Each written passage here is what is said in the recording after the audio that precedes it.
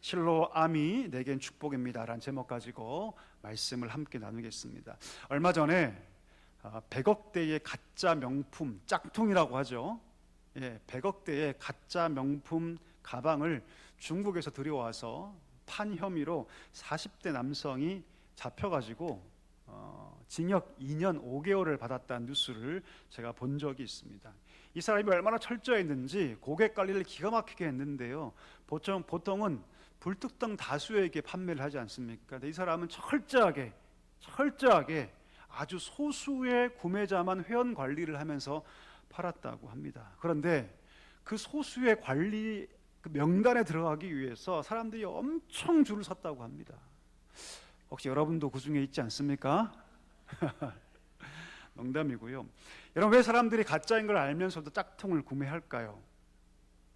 가짜인 걸 알면서도 그 사람들이 짝퉁을 사는 이유는 명품을 갖고 싶은데 사지 못하기 때문입니다. 근데 여러분, 단지 명품을 갖고 싶기 때문이 아니라 그 마음 깊이 분석해 보면 어떤 마음이 있냐면 낮은 자존감이 있어요. 낮은 자존감. 아마 그들은 돈이 있으면 분명히 진짜 명품을 살 것이 분명합니다. 그러나 너무 비싸니까 사지 못하고 진짜 비슷한 짝퉁이라도 사서 내가 그것을 들면 내 가치가 높아진다고 생각하는 것이죠. 그래서 가짜인 걸 알면서도 진짜를 차고 다니는 것 같은 착각으로 사는 것입니다.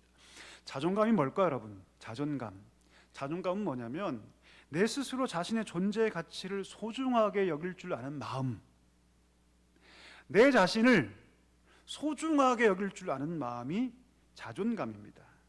내가 무엇을 가지고 있기 때문이 아니라, 내가 대단한 성공을 이루었기 때문이 아니라, 나 있는 모습 그대로 나는 소중하다, 가치 있다 라고 여길 줄 아는 마음이 바로 자존감입니다. 그러나 자존감이 낮은 사람들은 어떻게 착각합니까? 내가 무엇인가를 가져야만 내가 높은 사람이 된다고 착각하죠. 명품을 가져야만 내가 가치 있는 사람이 되고, 내가 대단한 성공을 거둬야지만 내가 그런 존재가 된다고 착각하는 것이죠. 명품만이 아니죠. 대표적으로 외모, 우리 얼짱, 몸짱 그런 얘기 하지 않습니까? 그 이면에는 여러분, 모든 사람이 다 그런 건 아니겠지만 그 이면에는 그렇게 얼짱이 되고 몸짱이 되어야지만 내 가치가 높아지고 그렇게 인정받을 수 있다는 낮은 자존감이 사실 그 밑에 깔려 있다는 것이죠. 자, 그러면 우리 하나님은 우리 한 명 한 명을 어떻게 보실까요? 우리 하나님께서 야, 오늘 주일날 올 때 너 명품 들고 와라 그러실까요? 가서 얼굴 수술하고 와라 그러실까요? 그렇지 않습니다. 하나님은요, 우리를 있는 모습 그대로 가장 존귀하게 하나님 바라보십니다. 마태복음 13장에 보니까 값진 진주 하나를 구하러 다니는 장수의 이야기가 비유로 소개됩니다. 세상에서 둘도 없는 진주를 발견해요, 이 사람이. 그리고 가서 자기의 전부를 다 팔죠. 자기 재산을 다 팝니다. 그리고 그 진주 하나를 삽니다. 그 진주가 누굴까요? 옆집 이웃입니까? 저 같은 목사들입니까? 아니요, 그렇지 않습니다. 우리 서로에게 한번 이렇게 얘기해 주겠습니까? 당신이십니다. 아멘. 예, 우리 예수님께서 자기 모든 것들을 다 내어줘서 산 값진 진주가 누구냐면 우리예요, 우리. 그래서 성경은 뭐라고 얘기합니까? 이사야 49장 5절, 너는 하나님 보시기에 존귀한 자다. 너는 여호와 보시기에 존귀한 자다. 하나님 그렇게 우리를 존귀하게 바라보고 계시는데 우린 스스로 뭐라고 얘기합니까? 나는 별 볼 일 없다라고 생각해요. 너무나 자주, 너무나 쉽게 그렇게 생각할 이유가 아무것도 없는데 하나님께서 나를 너무 소중하게 생각하고 계시고 심지어 나를 위해서 하나밖에 없는 독생자 예수 그리스도를 아끼지 않으셨는데 우리는 나는 가진 것이 없고 부족하고 외적으로 별 볼 일 없다라고 늘 기죽어 사는 것이죠. 오늘 본문 한번 볼까요, 여러분? 오늘 본문에 보니까 한 이름이 등장하는데 실로아라는 이름이 등장합니다. 실로아. 이 실로아는 여러분 예루살렘을 관통하여 흐르는 작은 개천의 이름입니다. 이 개천은 여러분 모리아산, 북쪽 모리아산, 특별히 기온 지방에서 발원해서 예루살렘을 통과하는 그냥 물이에요. 개천입니다. 이 개천의 이름이 원래 실로아예요. 실로아. 근데 이것을 아하스 왕 때 실로암 들어보셨죠? 실로암. 찬양도 있지 않습니까? 어두운 밤에. 혹시 아시죠? 그렇죠? 예. 이 아하스 왕 때 실로아에서 실로암으로 바꾸어 불렀습니다. 예수님께서 맹인의 눈에 흙을 이겨서 발라주시면서 뭐라 말씀하십니까? 실로암 못에 가서 뭐하라? 씻으라. 바로 그것이 이 실로아예요. 원래는 그 이름이. 이 실로아는 여러분 큰 강이 아니죠. 그냥 개천입니다. 아주 작은 개천이죠. 심지어 물 흐르는 소리조차 나지 않는 작은 개천입니다. 그래서 실개천이에요. 실개천. 작은 개천. 그러나 비록 작은 개천이지만 예루살렘을 관통하며 끊임없이 그 성에 거주하는 사람들에게 생명수를 공급해 준 이 물이 바로 실로암 물입니다. 실로암 개천물이에요. 그런데 이 예루살렘 백성들은요, 이 작은 실개천에 불과한 이 실로암을 별로 좋아하지 않았습니다. 왜 그랬을까요? 그 이유가 뭘까요? 너무 작고 보잘것이 없다. 그들이 흠모했던 애굽에 보면 엄청난 나일강이 흐르고 있고, 그들이 흠모했던 거대한 아수르에 가보니까 유프라테스라는 엄청난 강, 3,000km나 되는 엄청난 강이 흐르고 있는데, 이 성을 관통하고 있는 이 실로암 개천은 고작해야 한 1~2m밖에 되지 않은 작은 개천인 거예요. 그것이 이 백성들에게 마음에 들지 않았던 것이죠. 그들이 흠모했던 애굽과 그들이 흠모했던 아수르의 그 엄청난 나일강과 그 유프라테스 강을 볼 때, 우리가 이런 강을 갖고 있으니 기껏해야 우리나라는 이 정도밖에 되지 못하지. 저와 강대국들, 저 엄청난 강을 갖고 있으니 저들은 애굽이 되는 것이고 저들은 아수르가 되는 것이지, 우리는 기껏해야 1~2m밖에 되지 않는 작은 실개천밖에 없으니 이 나라가 이 모양이지, 이 꼴이지. 그런 마음을 가지고 살아갔다는 것이죠. 여러분, 유다 백성들은요, 아수르와 애굽을 흠모했습니다. 흠모했어요. 단지 저들의 강만을 흠모한 것이 아니라 그들의 문화와 문명을 다 흠모합니다. 그들의 문화와 문명을 흠모하니까 뭐까지 여러분 흠모하겠어요? 종교까지 흠모합니다. 종교까지. 신앙까지도 흠모하게 되죠. 그런데 성경은 뭐라고 얘기합니까? 분명하게 얘기하죠. 그것 때문에, 그 마음 때문에 너희가 망하게 될 것이다. 우리 6절 7절 한번 다시 한번 읽어볼까요? 본문 보시고 우리 같이 한번 6절 7절 같이 한번 읽어보겠습니다. 이 백성이 천천히 흐르는 실로와 물을 버리고 르신과 르말리아의 아들을 기뻐하느니라.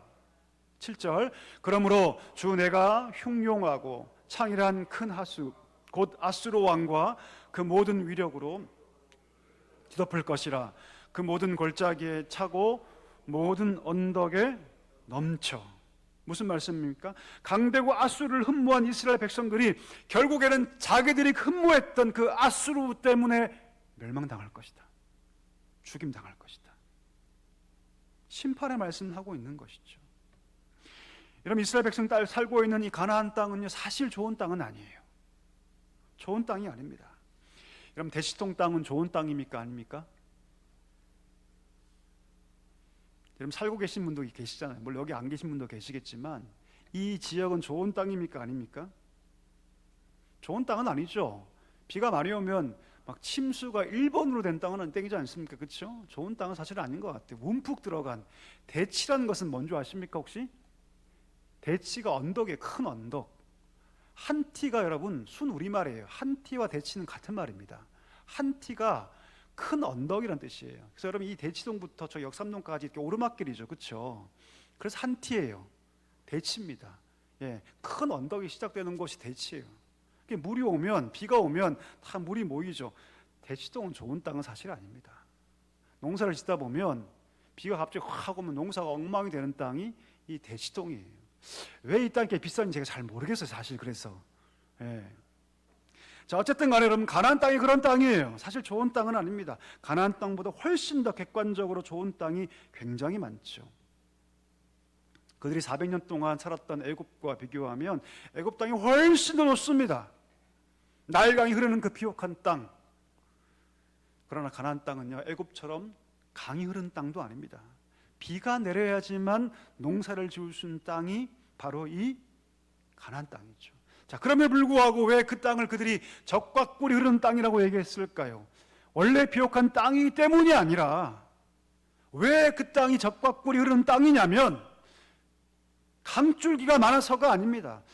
그 이유가 무엇이냐면 그 땅에 하나님의 언약과 복이 약속된 땅이기 때문이에요. 할렐루야.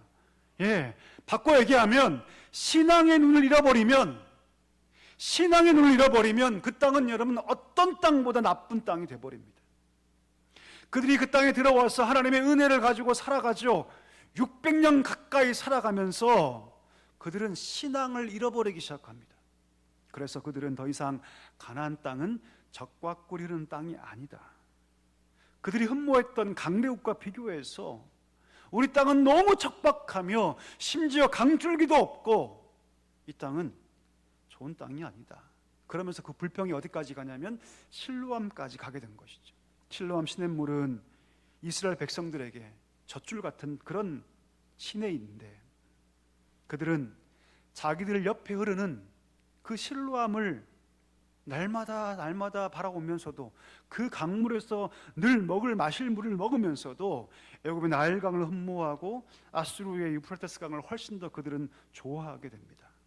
처음에 그 땅에 발을 들여놨을 때는 적과 꿀이 흐른다고, 하나님의 언약과 보호하심과 축복이 흐르는 땅이라고 그렇게 하나님께 감사했는데 600년이 지나서 이제는 그 땅 속에서 그들은 불평하기 시작했던 것이죠. 생명의 젖줄인 실로암까지도 싫어한 그런 상태가 된 것입니다. 그 이유가 뭘까요, 여러분? 그 이유가 뭘까요? 답은 너무너무 간단하죠. 그들이 신앙을 잃어버렸기 때문입니다. 그 마음이 변했기 때문이에요. 변질됐기 때문입니다. 하나님의 언약이 깃들어 있는 그 소중한 것들을 더 이상 볼 수 있는 믿음의 눈이 상실됐기 때문이죠. 신앙적인 의미로 바라볼 때만 그 땅이 적과 꿀이 흐르는 땅이었는데 그 땅에서 신앙적인 의미를 다 빼버리니까 그 주변의 어떤 땅과도 비교해서 가장 척박한 땅이 되었던 것입니다. 여러분, 좋은 땅은 아니죠. 맞죠? 맞습니다. 지금으로 따지면 아라비아 사막보다도 못한 땅일 수 있어요. 왜요? 그 사막에 지금 뭐가 나고 있습니까? 뭐가 나고 있죠? 석유가 나고 있어요. 물론 그 당시 예수님 당시나 그전에는 석유가 없었겠죠. 지금으로 따지면 여러분 그 아라비아 사막은요 그나마 석유도 나고 있어요. 그 석유 때문에 그 인근의 모든 나라가 다 부자가 된 거 아닙니까? 근데 여러분 가나안 땅에는요 석유도 없어요. 석유도 없습니다. 땅이 비옥합니까? 넓습니까? 아니요.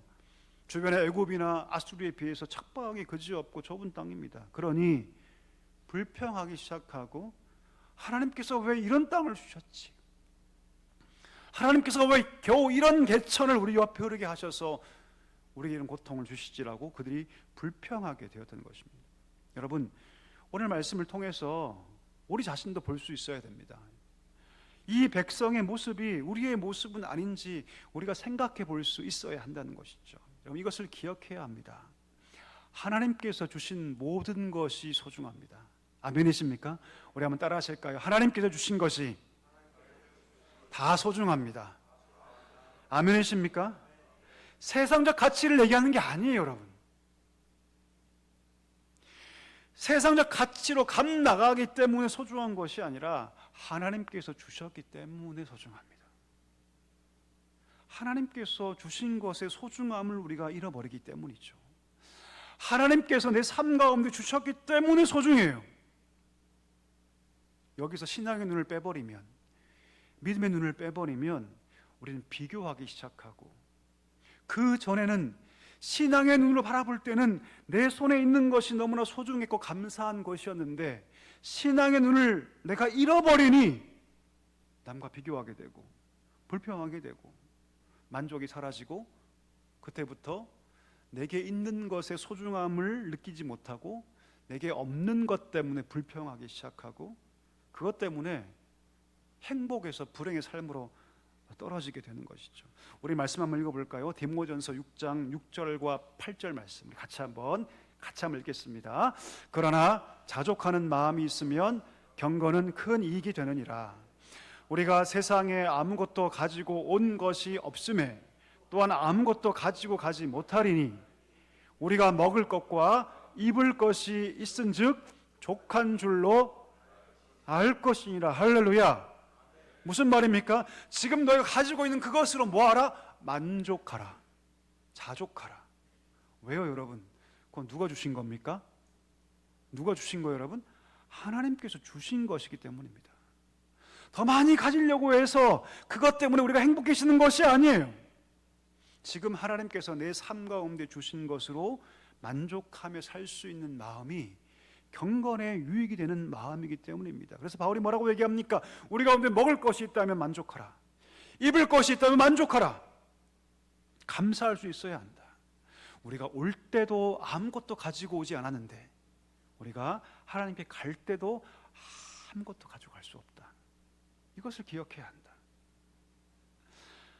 우리가 잠을 잘 수 있는 집이 있다면 그 집 때문에 만족할 수 있어야 한다. 설령 그 집이 내 집이 아니더라도 저는 평생 여러분 제 집을 가진 적이 없습니다. 앞으로도 그럴 것 같아요. 예. 근데 여러분 그것 때문에 제가 힘들까요? 그렇지 않습니다. 감사하고 있어요. 풍족하지 않지만 남들처럼 한 번 식사할 때 10가지 반찬 먹지 못하지만 2-3가지 반찬 놓고 먹는다 할지라도 먹을 수 있는 양식이 있음으로 하나님께 감사하라. 내가 입고 있는 옷 값비싼 명품은 아닐지라도 입고 다닐 수 있는 옷이 있다는 것만으로 하나님께 감사하라. 왜요? 하나님께서 주신 것이기 때문입니다. 지금 어떻습니까 여러분? 여러분 지금 모습에 만족하고 계십니까? 감사하고 있습니까? 내가 하나님의 은혜의 눈을 잃어버리고 내가 없는 것 때문에 남과 비교하면서 스스로를 공격하고 스스로를 자책하며 스스로를 고통 가운데 할 이유가 없다는 것이죠. 제가 예전에 어떤 집사님 만났는데요, 이런 말씀 하시더라고요. 남자 집사님이셨는데 이런 말씀하세요. 저와 함께 제자반 같이 했던 분인데 그분은 그 말씀 하시더라고요. 자기 부인이 동창회를 1년에 한 2번 한대요. 자기 부인이. 근데 동창회만 갔다 오면 싸운대요. 예, 목사님 저희 아내는 동창회만 갔다 오면 그렇게 날카로워져서 결국 싸운대요. 화를 표출한다는 거죠. 제가 물어봤습니다. 왜 그러세요? 그랬더니 동창회만 갔다 오면 속이 상해 있어서 자기보다 잘 사는 친구, 저 친구는 내 학교 다닐 때 나보다 훨씬 못했는데 훨씬 잘 사는 거죠. 그러니까 동창회만 갔다 오면 뿔이 나서 자기한테 화풀이를 한다는 거예요. 네. 다른 사람과 비교하지 않을 때는 내가 그래도 시집 잘 왔지, 결혼 잘했지 라고 생각했는데 비교하기 시작하니까 그 마음 가운데 분노가 올라오는 거예요. 여자만 그럴까요? 남자들 어떻습니까? 텔레비전에 예쁜 연예인들 나오면 자기 아내와 막 비교를 하죠. 우리 아내는 왜 그럴까? 우리 아내 옆에서 막 화장하고 있으면 속으로 그러죠. 제가 다 소용없는 짓인데. 예. 생각을 달리 해야 합니다, 여러분. 누가 뭐래도 하나님께서 내게 가장 맞는 배필로 주신 사람이 바로 이 사람이다. 이 사람 덕분에 내가 이렇게라도 살게 된 것이다. 이렇게 생각할 수 있어야 합니다. 이것이 믿음의 눈이에요, 여러분. 이 믿음의 눈을 걷어버리면, 잃어버리면 모든 사람과 비교하기 시작하는 거예요. 모든 사람과. 그리고 스스로를 때리기 시작합니다. 오늘 이스라엘 백성을 보십시오. 아수르, 애굽, 그 찬란한 문화, 엄청난 힘을 흠모하면서 스스로 초라하다고 생각합니다. 저들은 나일강을 가지고 있고 유프라테스 강을 가지고 있으니까 우리를 흐르고 있는 이 작은 실개천 실로암이 초라해 보이는 것이죠. 신앙적으로 바라봤다면 그런 생각하지 않았을 것입니다. 조상 대대로 한 번도 마른 적이 없어요. 여러분 이 실로암 모습은요, 한 번도 마른 적이 없어요. 단 한 번도. 그 강이 크지는 않지만 이 강 때문에 그들의 조상이 살았고 이 강 때문에 지금 그들이 살고 있잖아요. 심지어 이 물은 너무나 깨끗해서 제사에 쓰이기도 합니다. 제사에. 하나님께 주신 물이죠. 비록 초라하게 흐르는 물줄기라도 이 물줄기는 생명의 젖줄이고 하나님의 언약과 축복이 약속된 시내입니다. 수백 년 동안 하나님께서 그 강물을 통해서 그 백성을 먹이신 거예요. 우리가 이것을 기억해야 합니다. 남과 비교할 때 내 삶이 혹 작고 초라할지라도 우리 삶이 하나님의 주신 것으로 가득 차 있다면 그것이 축복이다. 이것을 기억할 수 있어야 합니다. 여러분, 부자가 된다는 것이 늘 축복만일까요? 어떻습니까? 물론 가난한 사람에게 물질은 되게 중요하겠죠. 그러나 부자가 된다는 것이 항상 축복일까요? 그렇지 않습니다, 여러분. 이런 펄벅 여사가 쓴 돼지라는 소설을 들어보셨죠? 돼지. 거기 보면 왕농이라는 주인공이 등장하죠. 왕농이라는 이 주인공이 열심히 살아가는 농부였습니다. 근데 여러분 막 열심히 살아가는데 마치 대치동에 했던 것 같아요. 열심히 농사 지으면 메뚜기 떼가 와서 다 먹어버리고, 열심히 농사 지으면 홍수가 나서 그 홍수 때문에 농작물이 다 폐허가 되고, 열심히 농사를 지으면 어떤 때는 가뭄 때문에 농사를 망치고, 할 수 없어서 이 왕농 부부가 농사를 접고 도시로 떠납니다. 그리고 도시에 가서 리어카 하나 사서 앞에서 남편은 끌고 뒤에서 아내는 밀면서 장사를 하죠. 돈을 조금씩 모으기 시작합니다. 근데 꿈이 있었죠. 돈을 많이 벌어서 고향에 가서 큰 밭을 사서 머슴을 거느리고 종을 거느리며 내가 떵떵거리며 살 것이다. 결국 어떻게 됩니까, 여러분? 돈을 많이 법니다. 돈을 많이 벌어요. 가서 넓은 땅을 사고 그들은 결국 그들이 원했던 것처럼 대지주가 되죠. 대지주가 되어서 더 이상 스스로 농사 지을 필요가 없을 때, 남편이 그 한가할 때 남편이 뭘 피웁니까? 소설 보니까 바람을 핍니다. 평생을 함께했던 자기 아내를 문간방으로 던져버리고 새로운 여자 하나를 데리고 와서 자기 안방에 앉혀요. 그리고 비참하게도 그 문간방으로 던져진 그 부인은 여러분 떠나지도 못합니다. 자기 남편과 새로 들어온 그 새로운 여자를 위해서 밥을 지으면서 막 울어요. 보뚜막에서 이렇게 얘기하죠. 그때가 좋았는데 남편이 앞에서 리어카를 끌고 뒤에서 밀며 그렇게 살았던 때가 행복했다라고 얘기합니다. 이 부부에게 많은 재산은 결국 재앙이 된 거죠, 여러분. 재앙이 된 겁니다. 차라리 가난하고 없을 때 서로 아껴주고 사랑하면서 고생은 했지만 그렇게 살았을 때가 더 행복했다고 막 울면서 부뚜막에 앉아서 막 얘기하는 그런 장면이 있습니다. 여러분, 우리는 늘 이집트의 나일강을 바라죠. 내 옆에 엄청난 물이 흘렀으면 좋겠다. 그러나 그 큰 물이 항상 우리를 행복하게 하는 것은 아닙니다. 때로 그 물은 마치 나일강이 범람하면 그 주위의 모든 것들을 다 초토화시키는 것처럼, 그렇게 그 물은 우리에게 복만을 주는 물이 아니라 때로 우리를 덮쳐서 우리를 망하게 하는 물이 될 수도 있다는 것을 기억해야 합니다. 말씀을 정리하기 원하는데 여러분, 작은 실로암 개천물, 이것이 우리에게 축복인 줄 믿습니다. 하나님께서 이스라엘 백성들에게 주신 끊이지 않는 축복의 샘터, 이것으로 만족하고 기뻐할 수 있어야 합니다.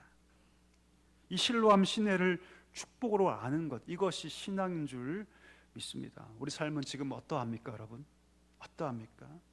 힘들고 어려워 보여도 지금 이 순간이 하나님께서 내게 주신 축복의 자리이다. 이것을 기억하며 살 수 있기를 간절히 소망합니다. 지금 내 옆에 흐르고 있는 작은 실로암 개천, 이것이 내게 생명의 물줄기다.